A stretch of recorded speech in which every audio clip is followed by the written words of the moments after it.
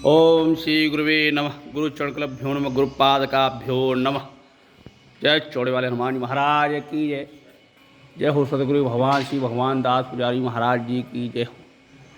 चौड़े के हनुमान जी महाराज जी के प्रमुख पुजारी चरण सेवक स्वर्गीय श्री भगवान दास पुजारी जी के आप दर्शन कर रहे हैं। बहुत ही दिव्य दर्शन है। गुरुदेव के चरणों में दंडवत बारंबार प्रणाम।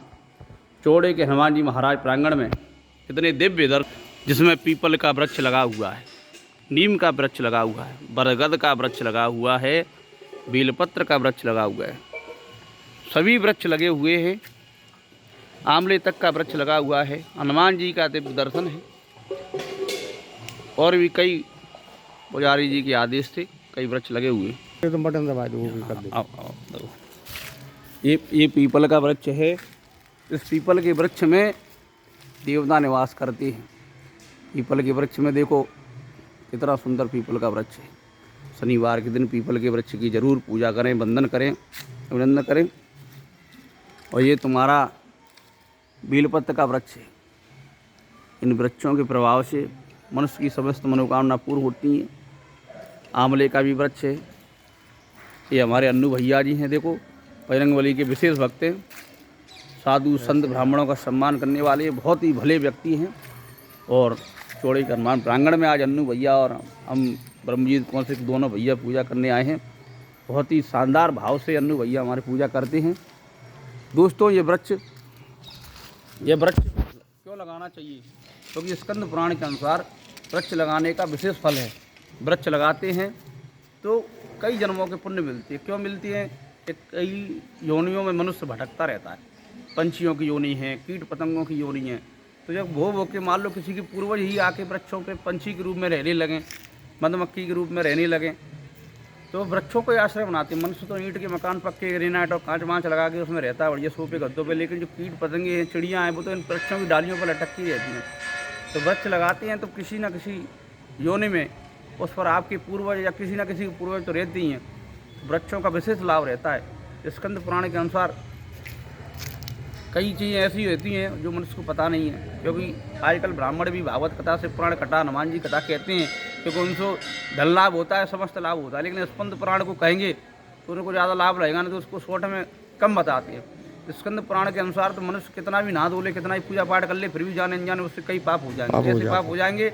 एकादशी के दिन चावल खा लिए, पोह खा लिए, तो एक एक चावल में हजारों कीड़ों के बराबर पाप लगता है। तो जाने अनजाने वहाँ पाप हो गया तुम्हारा। कितना भी तुम नहा लो, निकल लो, अच्छे ब्राह्मण पुजारी, उनको भी पाप हो रहा है। क्यों हो रहा है? कि उनको स्कंद पुराण की जानकारी नहीं है। स्कंद पुराण में लिखा हुआ है कि षष्ठी के दिन में नीम की दांतन करेगा, उससे भी उसको नीचे योनि में जाना पड़ेगा। लेकिन लोगों को पता ही नहीं है। आदमी तो बस ये जानते हैं कि राधा कृष्ण है, भोले बाबा जी है। लेकिन स्कंद जानिए, अगर एक पुराण सही है तो हमारे 18 पुराण भी सही हैं।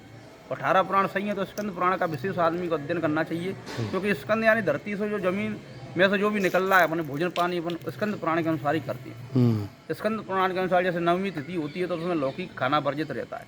लौकी खाते हैं तो बहुत बड़ा पाप लगता है। अष्टमी तिथि के दिन में नारियल नहीं खाती हैं। चतुर्थी तिथि के दिन में जैसे मूली का सेवन नहीं करती हैं। षष्ठी तिथि के दिन नीम की दातुन नहीं करती हैं। तो दोस्तों इस तरह कई जानकारी रहती हैं जो कि स्कंद पुराण में लिखा हुआ है।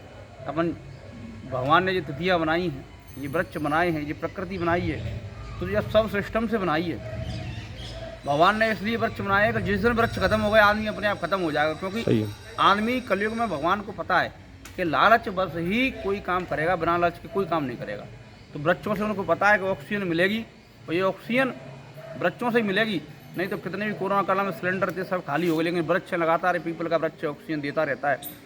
पीपल के वृक्ष के आसपास बहुत अच्छा माहौल रहता है। और मंदिर का पीपल का वृक्ष बहुत ही पुण्य रहता है। अकाउंट को आ रहा हो कछु आपको बहुत ही वो रहता है।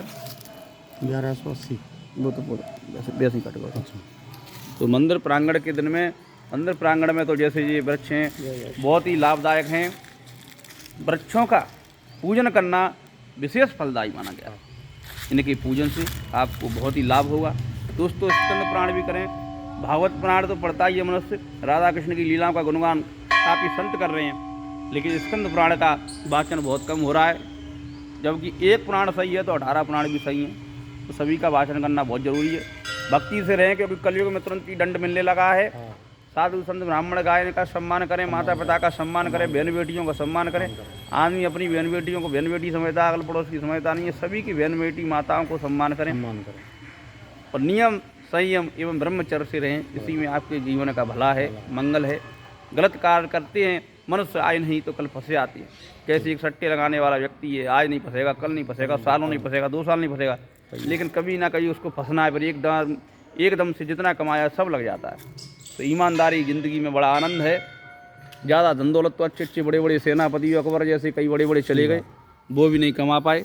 इसी के साथ में गाय माता के दर्शन करते हुए वीडियो को विराम देती है। जय जय श्री सीताराम।